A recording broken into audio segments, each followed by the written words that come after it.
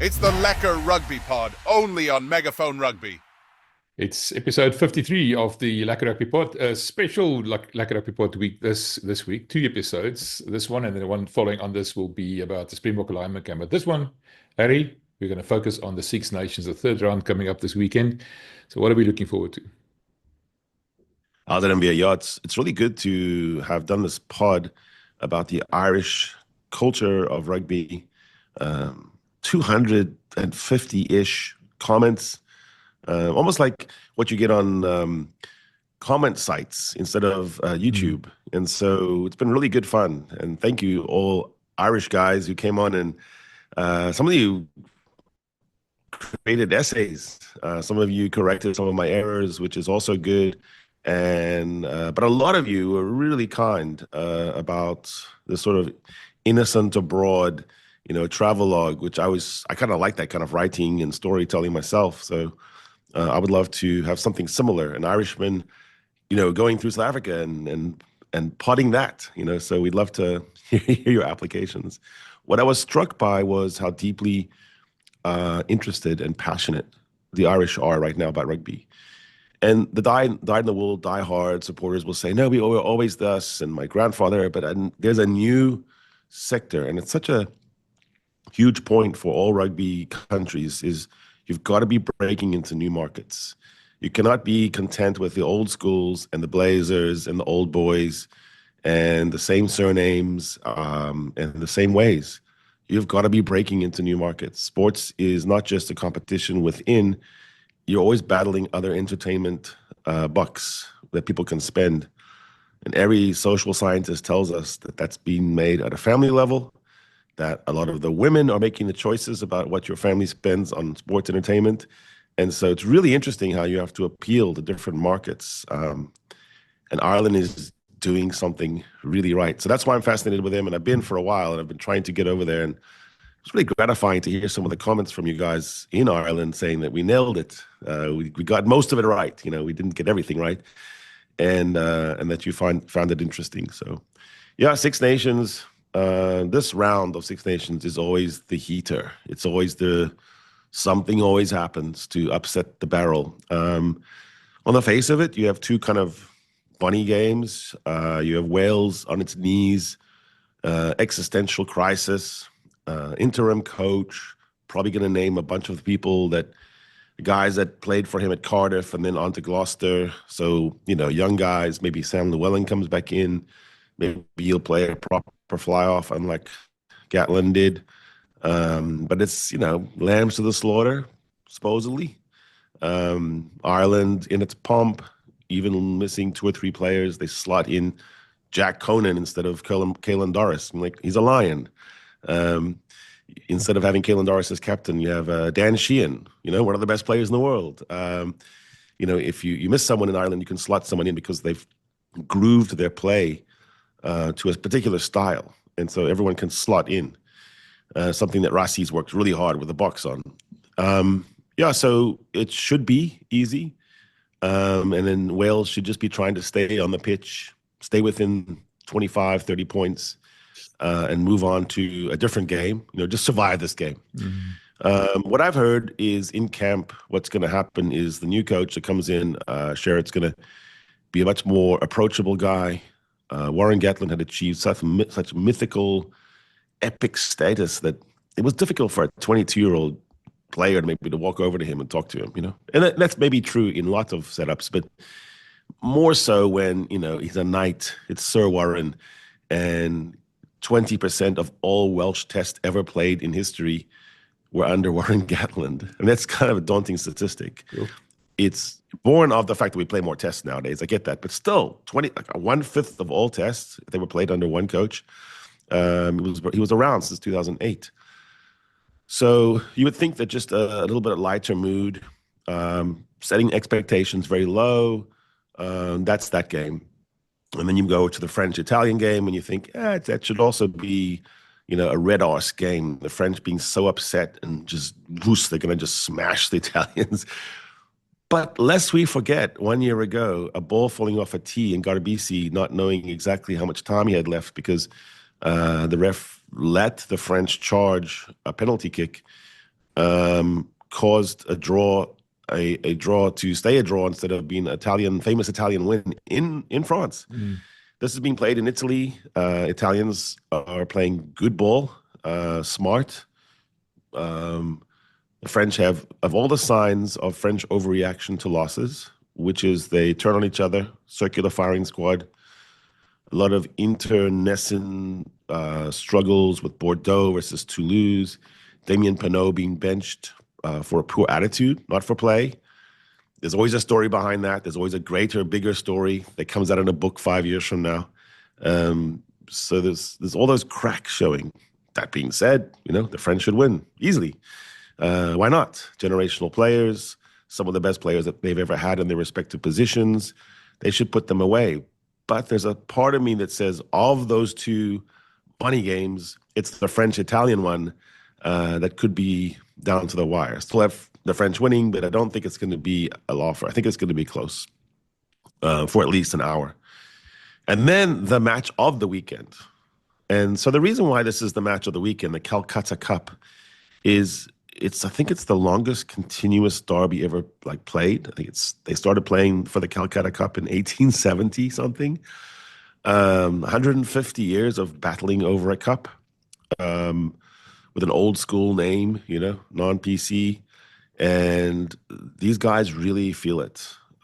This is the longest stretch that the Calcutta Cup has resided in Scotland. So let that sink in. At some point, when you're in the locker room and you're England and you have the old guys come in, maybe an old Test international comes in and just says, "You've got to get it back. It's on you. This cannot continue." And then Gregor Townsend is almost feeding off this as the only reason why we're not putting pressure on him. So Fabien Galthie has pressure. Warren Gatland cracked under the pressure and left. This is coach nut-cracking time. Gregor Townsend is living off the fact that he's the Calcutta coach. He owns England. And in some ways, that's enough when you have such a hated rival. It's a bit like the Stormers run over the Bulls for a while. Sorry. But, you could kind of excuse other things. Thanks for that. But if you don't, like if Scotland loses, then the question becomes, Mr. Townsend, what really have you brought us in these years? You didn't qualify at the World Cup, admittedly pool of death, but you're not going anywhere in the Six Nations. Year after year after year, we say the same things. Brave Scotland, really cool, fun attack schemes. But in the end, if you don't beat England, then the thing that held you, Tooney, Townsend, together was that. So there's a sort of sense of a hard edge here where Borthwick wants to put this one to bed, this whole Calcutta Cup hoodoo or whatever it is. At Alliance Twickenham, I just drove by there a couple days ago, and what a stadium! What a setting it can be. Interesting thing about Twickenham is the guy who runs all the food in Twickenham, the actual head of food, Safa Boy from Joburg. I'm going to talk to him next week, actually understand how it is that you bring all the food in for a stadium. And what I understand is there'll be about 3,000 people working on one day, trying to schlep food to everyone, whereas on a normal day, there's about 10 guys there. Big event. Calcutta Cup is as big as it gets in the Six Nations. It's independent. It's a bit like when All Blacks play Springboks in the Rugby Championship. It doesn't really matter where you sit on the table. You worry about that post-match. But going into it, you don't care. It's every All Black has said, you're not an All Black until you play the box. Every Bok hears you're not really a Bok until you face the Haka. So it's very similar in the terms of how ancient this rivalry is, how bitterly it's felt. Apparently, the sledging in the tunnel coming into the games between England and Scotland is world class. It's the best. No one is exempt. Grandmothers are spoken of. Everything is there. The little kids that hold their hands and run on, they have to close their ears. This one will be a war. And so for me, and I know that we're trying to get something together with Andre Pretorius and do some wrap-up and analysis. This is such a fascinating game because you have England going away from the blitz defense into more of a drift. You have, a pack disparity of shape. You have the bench usage. You have Borthwick saying, "This is my team." George Martin to the bench. Ollie Chesham coming in, big carriers. They have the Ben Tom Tom back row. They have Ollies and Bens and Toms all over the place. The great 80s band, the Smiths, they have the Smiths all over the place. This is a team on the up. With that losing bonus point against Ireland in the first week looms large. If England puts Scotland to the sword at Twickenham, which is a distinct possibility with Scotland kind of limping and walking wounded, the Six Nations tournament becomes alive. You mentioned Andre Pretorius, of course, former Springbok and nowadays a coach in Japan. He does some technical analysis for us, so we're going to be trying to do a technical analysis on this Calcutta Cup game.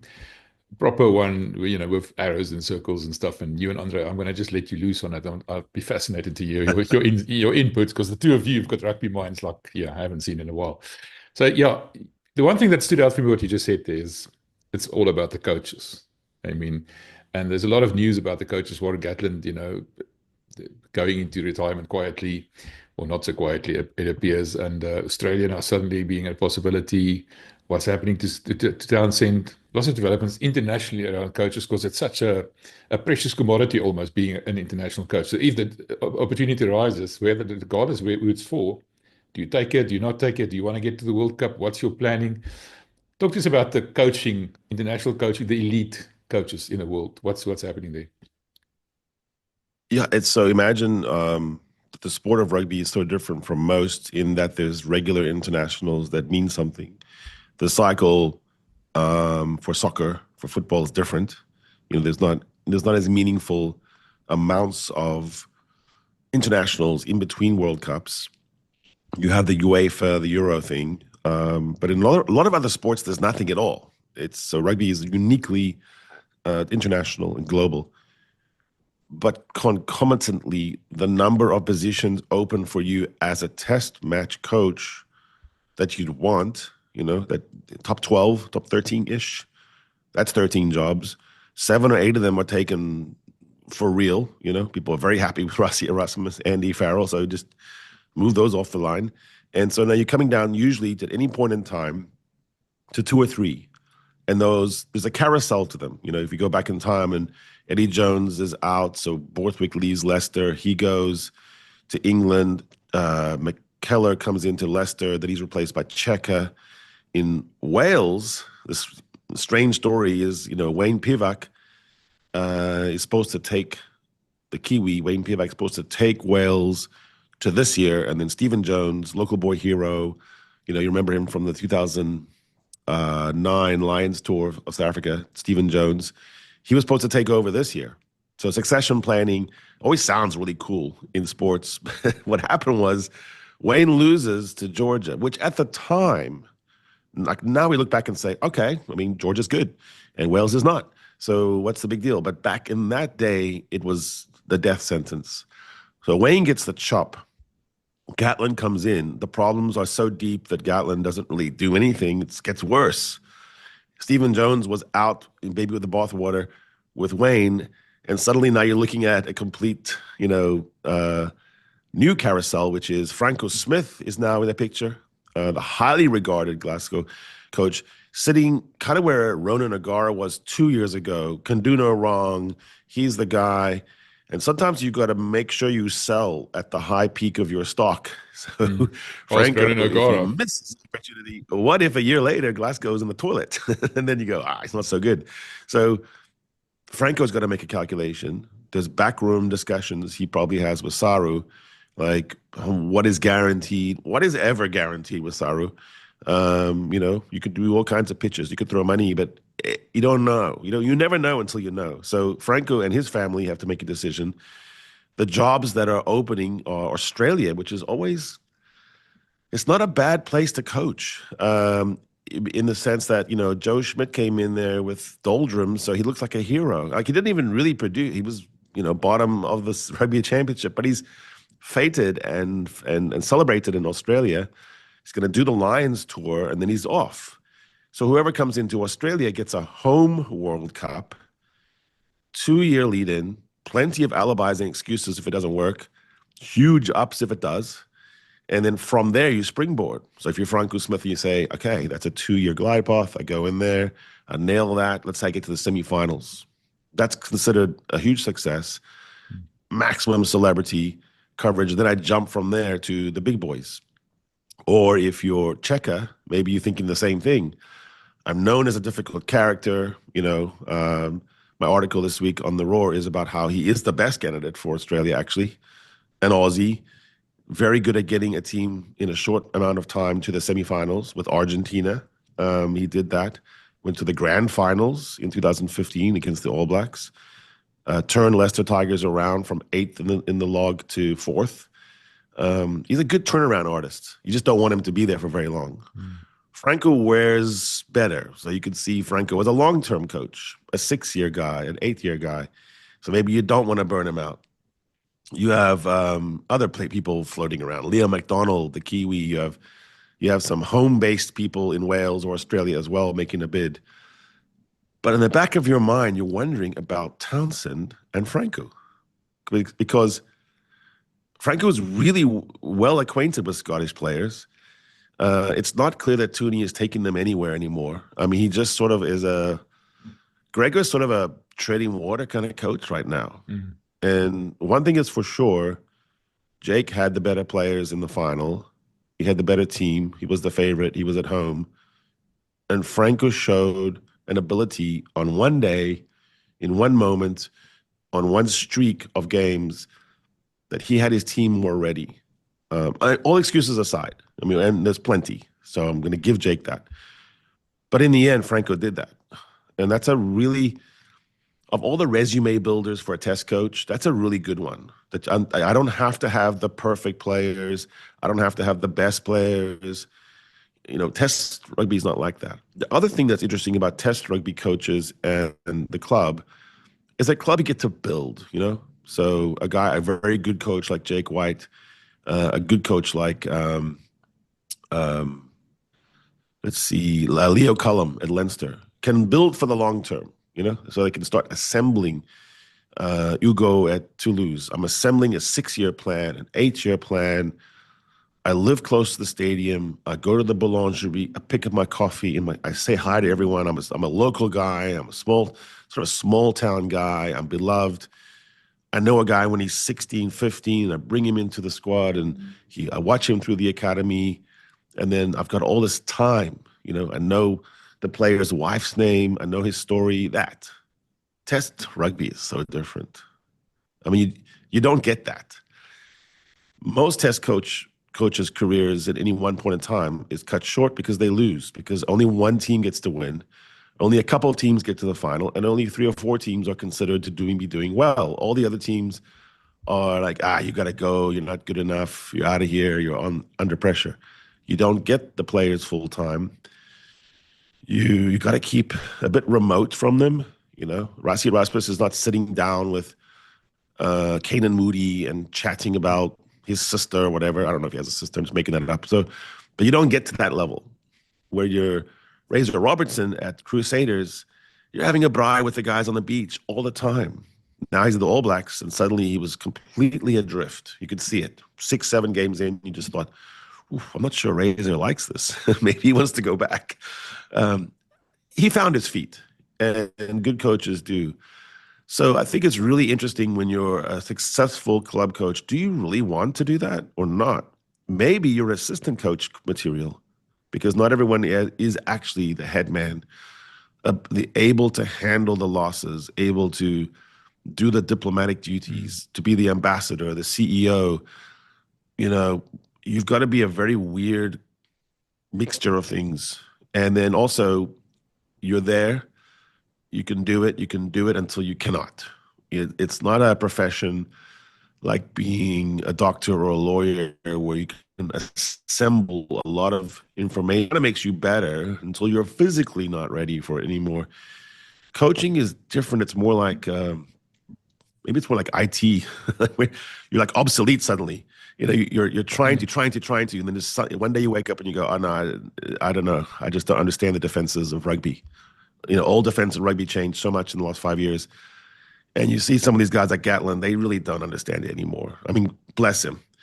When Warren Gatlin was talking about attack schemes and defensive teams, he was stuck in 2013, 2015. Now, that doesn't sound like a long time ago if you're talking about building a bridge or civil construction, but in the field of elite sport, it's ages ago. And so it doesn't really surprise me that he couldn't pull it off at the Chiefs and then Wales, because I think some things had eluded him, and he wasn't as open to hearing new ideas. So what I like about Franco is he looks like the opposite. He's in his prime. He's really open. He tries new things, and his players appear to adore him. No, they do.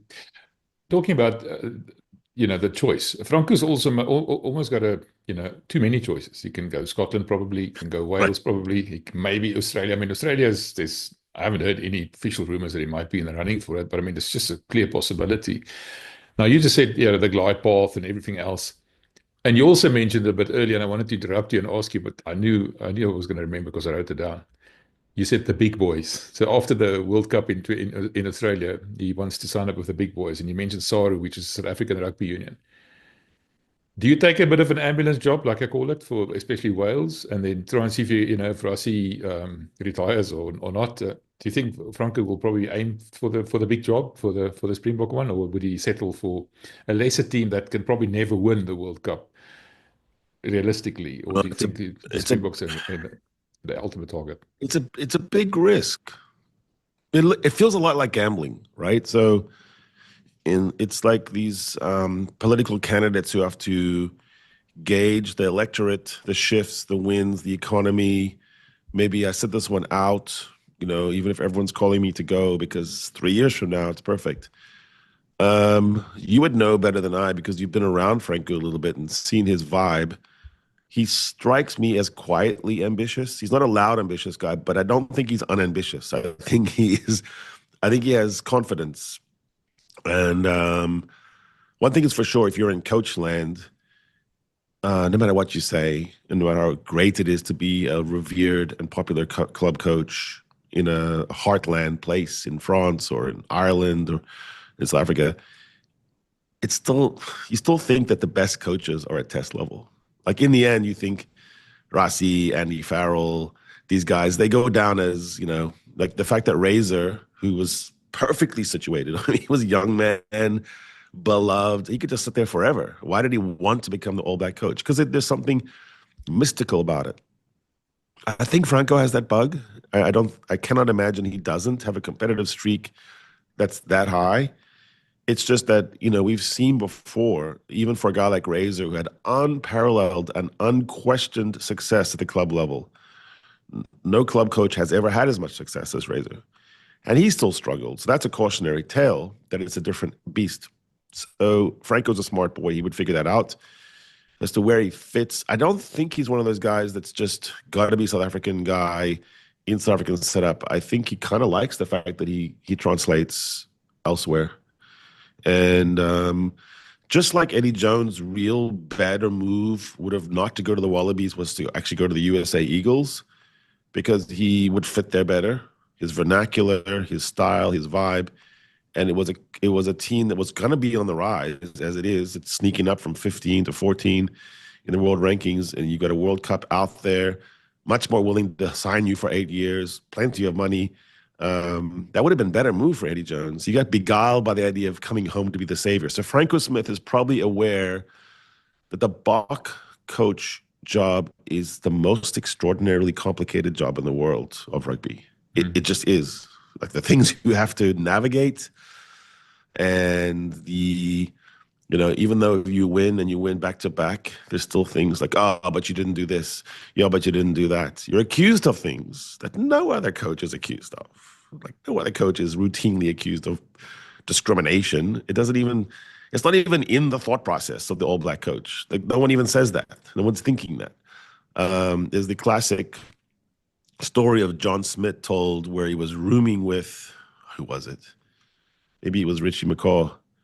They were doing some kind of thing together, and John had to take a call, and he was handling like, straight up political issues on this long interview, and hung up the phone. And Richie was like, "I never have to do any of that. It's complicated." So Franco have to calculate that. It's great when it's going well. Is there a tougher job to have than a Springbok coach when things aren't? I don't know. I think maybe the All Black coach and the Springbok coach are the two jobs where you really don't get any lead. You don't get any time to rebuild. You're not allowed to rebuild. You have to always win. So sometimes on a career level, it's better for Franco to come into a place where there's talent, but it's not performing, because then he gets to show, oh, look what I did. I did the turnaround. I can point to it. Look, there was Wales, and now here's Wales. Benchmark. One of the greatest coaches of all time, Warren Gatland, knighted. I'm better than him. So then I can jump to coach of England, to coach of South Africa, coach of wherever.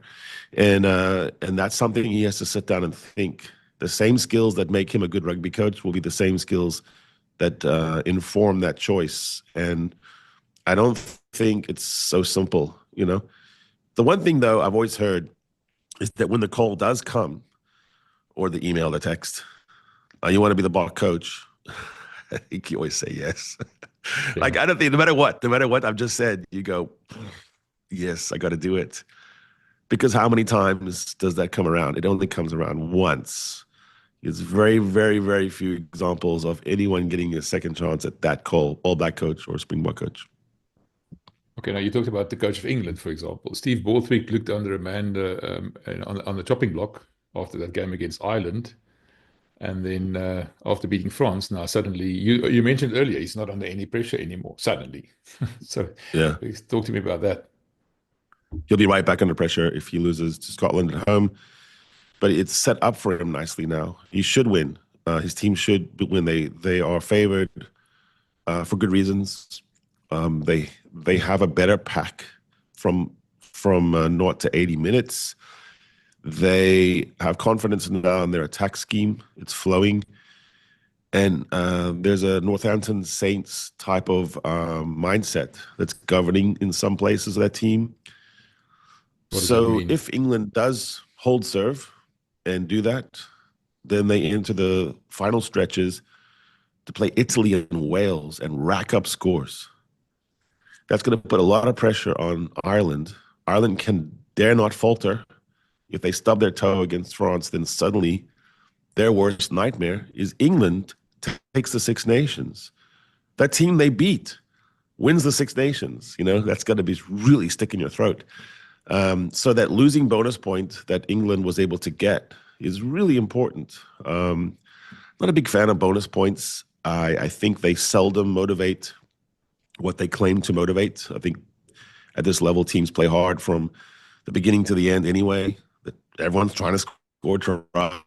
Everyone's trying to win.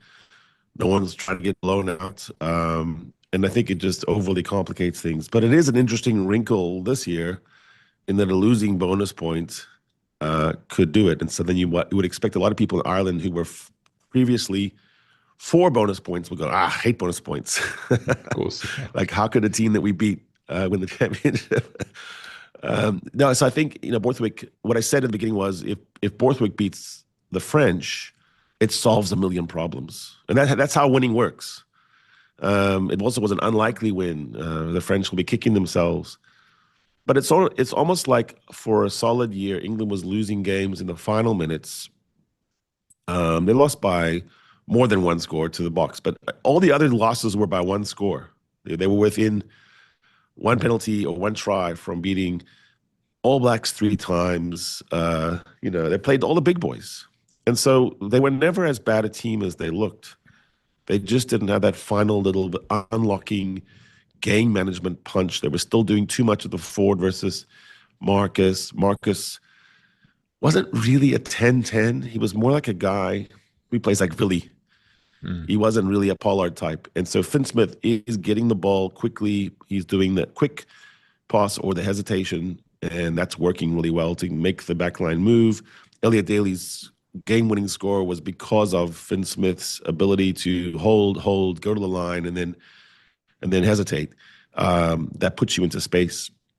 So I do think England is poised right now to write a different story, and it also shows you that it's not a fluke to get to the semifinal of the World Cup. It's just not. It's difficult to get there. Of all the teams that we played in that stretch, the one that gave me the most ulcers, where I was the most positive that we were going to lose, was England. So that's not a bad team. That's a gritty, tough team. He's just working out who his 23 is, who his starting 15 is, whether he does a horse for course, down the road. We can see with Freddie Stewart, Marcus Smith. But in general, it looks like Borthwick knows who he has. Galthié, 2 years ago, they were going to be anointed the greatest team ever, win their home World Cup. He's chopping and changing. Even for a game against Italy, you can tell there's this angst there, and they are staring down a barrel. So the two coaches, Townsend and Galthié, I think, really facing a lot of pressure this weekend, and neither one of them can afford a loss, really. Townsend could probably still survive it, but Franco is looking over his shoulder there. I've spoken to a lot of people in the Scottish setup who are really enamored. Let's just say they have a crush or they're in love with Franco. They think he walks on water. So that's got to be a little bit annoying if you're Gregor. You talked about Penaud being dropped for disciplinary reasons and a bad attitude. And it happened to Jolly Bear, who, packed his bags and went home in half and the likes. That to me is indicative of a team not happy. There's a bit of turmoil there. And we talked about Ugo doing so well at Toulouse. He said, he's got 8-year plans, 6-year plans, he stays next to the stage. Yes, I understand that side of it. But Galthié seems to be, like you mentioned earlier, suddenly they're chopping and changing. They seem to be faltering. He's now adopting the 7-1, and everybody's now praising it to high heaven, which shows you the double standards. I'm interested to see what the future holds for Galthié. Is he going to be around till 2027, or might there be a bit of a change in the offing? So surprising, isn't it? He just seemed so perfectly placed. Maybe it's because he's a scrum off. Maybe you should never have a coach that's a scrum off. But he seemed, if you go back in time to 2022, and then in the month leading into the World Cup, it just seemed like the golden boy, the spectacles, the vibe, the cool fit of his suit, the fact that his players were all superstars. A lot of them played together since they were young. There's pictures of Greg Aldrit, Anthony Gelonche, and Antoine Dupont as 14-year-olds playing the same club. It just, all the things you would expect. The money in their league, how good their clubs are, and the home World Cup. And so my working theory, although it's going to be difficult to prove this hypothesis, is some losses are harder than others to overcome and come back from. And I just think that Galthié has not really recovered from the loss in the quarterfinals. One of the great matches in history. French overplayed. They put too much on one guy who was just coming back from an injury. It ended up being ball watching. Their heavy pack, which they haven't really gone away with. They keep putting out 142, 145 NFL size guys out there, and it just looks a bit sluggish in today's rugby. Sticking with the long kick, not contestables, and then sort of looking around at the end of each match when it's against a tough team and going, I hope that you can come up with something, Ramos, Dupont, somebody do something. And that really does work at club level when you have superiority, but it doesn't really work in test rugby where everyone is big, everyone is quick, everyone is amazing. The margins between, a French talent level and skill and size and pace and that of Ireland or the Springboks or All Blacks, it's minute. And so you get into your issue, which you just raised, which are they happy? And I think you can quibble. You can maybe even say that some of the teams are a bit arrogant here and there, but I think the top 3 teams are happy. I think the Springboks and the Irish are happier than the All Blacks. But those 3 teams are, to me, clearly the top 3 teams in the world. Not France, not the French. And the difference is that the French team doesn't seem to be as happy when they play at the test level as they are when they play at club level. Something is broken there in the jump. And maybe Galthie is too big. Maybe it's too much about him. Maybe he should take a step back. Maybe there's built-in departmental rivalries between some of the southern powerhouses, because it does look very much like Bordeaux. Only the Bordeaux players get disciplined, and only the Bordeaux players get dropped. And Toulouse is hands off. That's just from the outside. And so we get comments. I'm not claiming to know that, and you can correct me, but in 2 or 3 years, it seems like Bordeaux is always the one that gets dropped or disciplined. That's interesting. All right, you've sent me some, and you've also published some of your predictions for the scores for this weekend. Starting with Wales against Ireland, you said, if they can keep it to below 25 to 30 points difference, that'll be a win almost. And the new coach just got nothing to lose, got lots to prove, in the sense that, the wrong choices were made. We saw Anscombe coming back in at the centre. I can't remember his name now, that you referred to a lot, and Hugh Griffin also referred to. Different personnel, a new coach under no real pressure. What do you expect from that game? I don't see Wales scoring a try, so I gave them 9 points, 3 penalties. Probably get down into the 22 and do their best, but not get over the line. Part of the problem with Ireland now is the Nienaber defense is getting ingrained. And I was watching the schools rugby there and even seeing a little more of the high line rush. I just think it's a lot of pressure to come into to face a rejiggered back line. So I think, you would see any improvement maybe the next week, not this one. For Wales, I think it's a tough one to go up against. I mean, some teams are purely attack oriented. Like, England's right now saying, we can outscore you. Like, you might score some stuff, we're going to score some stuff. And in the end, it'll be close, and then our confidence will take us over the line. Ireland is embracing the idea, if we can make it difficult for you to score, everything gets easier. It's not always to everyone's liking in Ireland right now, this incredible focus on defense. But I just think it's a tough one to run into for Wales right now. And they're aggressive. They play an attacking defense. What's that saying in the NFL? The best offense is a good defense.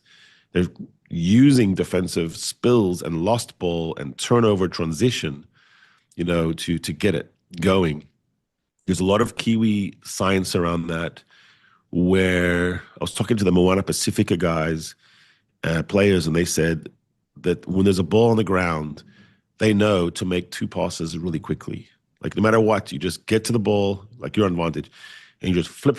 You just get it to whatever the Colby guy is, the Leckerbecks, you get it out there. And so that's what Ireland is doing right now. So you could see Wales pushing, grinding, working so hard, carry phase, carry clean, carry phase, and then spill the ball, and then someone streaks away, and scores. Hugo Keenan or wherever, just runs away. No, it would be Jamie Osborne, runs away. That's what you face now with Ireland. Very opportunistic, and very, very well coached. So how much is Ireland going to score? I had them at 39, just a round figure of 30 points. 4 or 5. You gave Wales tries. 9 and added 30 for Ireland. Yeah, I hear. Yeah. 4 or 5 tries for Ireland. Maybe 2 or 3 of those when the game is kind of done. So maybe a proper grind, 17-9, somewhere in there, and then they just go away. This is not the first choice Ireland players either. I mean, this is Caelan Doris is not there. A couple of players not playing. You just mentioned Jamie Osborne rather than Hugo Keenan. Is this, if Wales loses this badly to a team like this, which is almost, I don't want to call it a second string, that's not what I'm saying, but it's more the alternative. What can we take from that?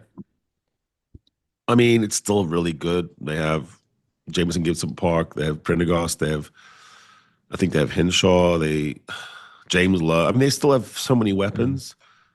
And then you get into the cohesion factor, a lot of them playing together at Leinster. So Jack Conan at number 8, he's he would get into a lot of squads around the world. And he's, because Caelan Doris plays all the tests, so he doesn't get in as much. I don't think there's any let up. And there's some argument in Ireland that some of these players we're about to see, like Thomas Clarkson, tight head prop,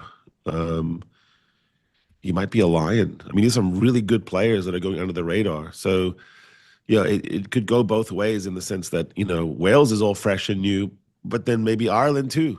And so, it should be a high scoring. I think it's a high scoring game. I just don't know if Wales knows how to score tries yet against the Irish defense. Okay, Calcutta Cup. We were talking about the game of the weekend, and England, chomping at the bit to turn the tables and win it back for a change. What are you expecting there? I think England takes this at home. I think it was played in Murrayfield, it'd be even closer, but I still think England would win. I think it's England's time. I think there's a measure of belief. There's a bit of swagger. The one caveat I'm going to make is Duhan van der Merwe plays really, really well against England. So I think every time he touches the ball, it's going to be a bit like playing against Jonah Lomu. Someone's going to make sure they get that tackle and they get it down. Alex Mitchell famously thought he had James Lowe, and then James Lowe struck away. And he makes that tackle, which he pretty much 75% had made. England's on top of the table right now. So it's got to be completing your tackles against Scotland, which is a wriggly team, slippery team, got weapons, and they know how to score. But I think at this point in time, right now, at this exact moment, England is full of the kind of self-belief that we've seen before from England. And it's battle-tested. I think they went through some wars. It's a little bit like the Springboks when they came out of 2018. They really were battle-hardened. They had scars, they were. And so I don't think there's any, romanticism or sentimentality in England right now. They know it's proper hard to win. They will not take Scotland lightly. I think everyone in the English rugby firmament has told them, you have to win. Like you really do have to win. Like whatever you've got to do down in the trenches where no one sees that stuff, it's got to get done. And I just think England's a bit harder up front with Itoje, Chesham, the Tom Ben. I think they're just a bit more rugged than Scotland. And I think Scotland also runs out of rugged at around about 60 minutes. So they'd have to do all their scoring. Scotland's not been scoring late. They're going to do all their scoring up front. And I think at Twickenham, with that crowd, Twickenham man fully aroused and into the occasion, I think it's going to be a really, really rugged first 40. And I don't see Scotland scoring, multiple tries in the first half. But I think both teams will get into the 20s. Both teams will score 2 tries. Maybe the third try is the one that wins it. The score? Ooh, I go round and round. I think I wrote down, what did I write down? 27, 23? 29, like 23, yeah. 29, 23, yeah. It'll be that kind of score.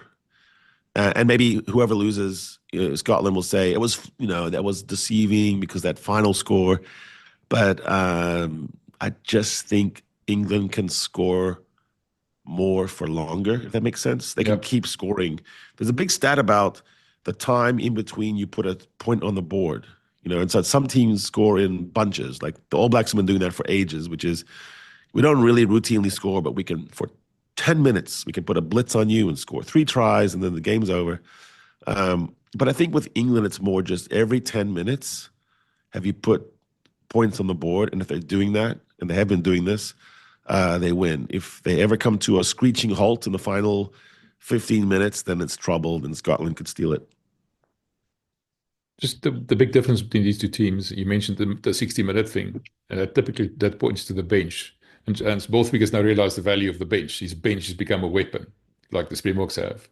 That probably is going to swing the game, isn't it? Yeah, and he's a line-out man, Borthwick is.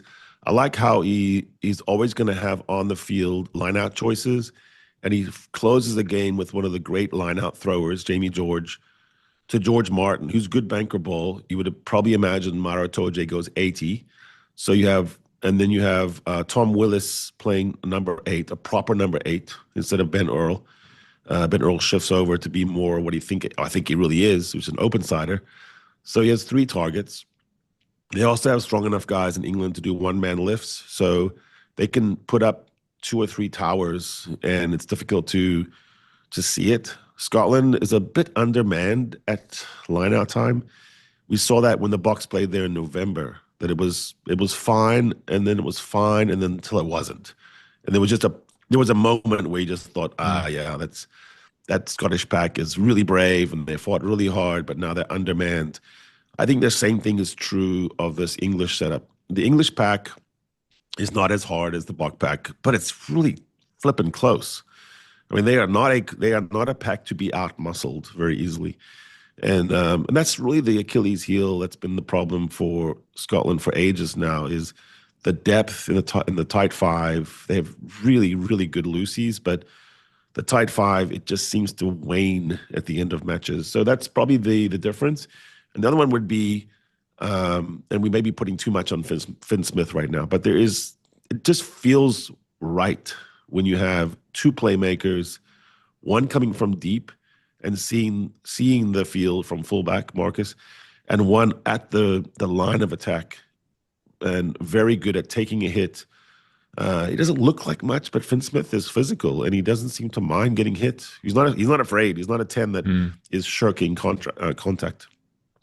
Right, the final game of the weekend, the one we referred to, Salad Crowd in Italy, did very well against Wales. Last year, they almost won it in France. The French team, a little bit in upheaval. 7-1 bench, like we said, suddenly it's supposed to be genius, as opposed to when Rassi does it. So, what are you expecting from that? It is interesting, isn't it? The 7-1 bench. So I've picked the French to win by 3, I think. But I don't think it's a high-scoring game. I think there is a lot of negation at the Rock, a lot of hands on the deck. Probably a difficult game to referee. Proper Skellum teams, just people doing all the bad things. And I think it's going to be an ill-tempered game, and the French tend to be very ill-tempered when they've lost to roast beef, their hated rivals from across the English Channel. La Manche, I think they call it. They don't call it English Channel. So, yeah, I think 7-1 is difficult because it's not about the one. It's about the 7th forward. It's really about guys like Dion Ferry and Franco Smith. People don't understand the whole bomb squad idea. They fixate on big heavies coming in all at the same time at a certain moment, which is good theater, no doubt. And it is partly about that. But it's much more about two different things than that. One is the ability for Ibn Etzebeth and for Bongi Mbonambi to empty the tank without any regard at all to what will happen next. They just know we go, go, go.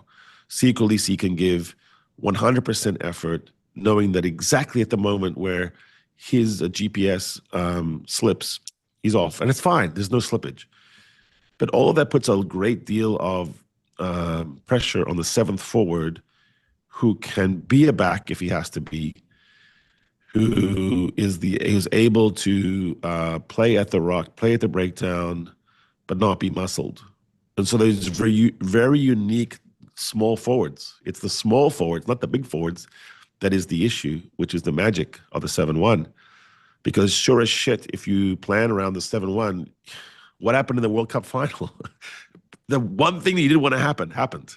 Bongi goes down, Dion Ferry's on. Suddenly, an old man is playing 75 minutes, and so you've got to be a guy like Dion Ferry. Is fit as hell, adaptable, has played plenty for the Stormers, for Western Province at loose forward and hooker. Seamless. And so I think the French might just learn a lesson, which is the upside of 7-1's cool. It's really fun when it's going to go well. But when it goes badly, are they ready for that? They've used the 7th forward to be more like a Makalu guy, which is a big, rangy blind side, and who can play lock and who can play, any loose forward position. But that's not really the key. The key is to have the Quagga type, the Quagga back. And because they got to be okay being in the center. They got to be in the midfield sometimes. There's a scenario in 7-1 where you have a forward playing on the wing. Yeah, I remember that game. Was it against the All Blacks, where they picked the 6-2 bench and Vali got injured or something at the last moment and they went 7-1. And the thing they said was specifically what you just said now. Quagga is the key, because Quagga played 7s. He's fast, he's agile, he can play forward and back. That's the key. And if you don't get that, it's gonna blow up in your face. That's what I see coming. Okay, anyway, thanks for that. That was a very illuminating discussion. Appreciate it. Next up, we're going to be talking about the Springbok Alignment Camp. That's in episode 54, but a separate video to this. Thanks, Harry. It's the Lekker Rugby Pod, only on Megaphone Rugby.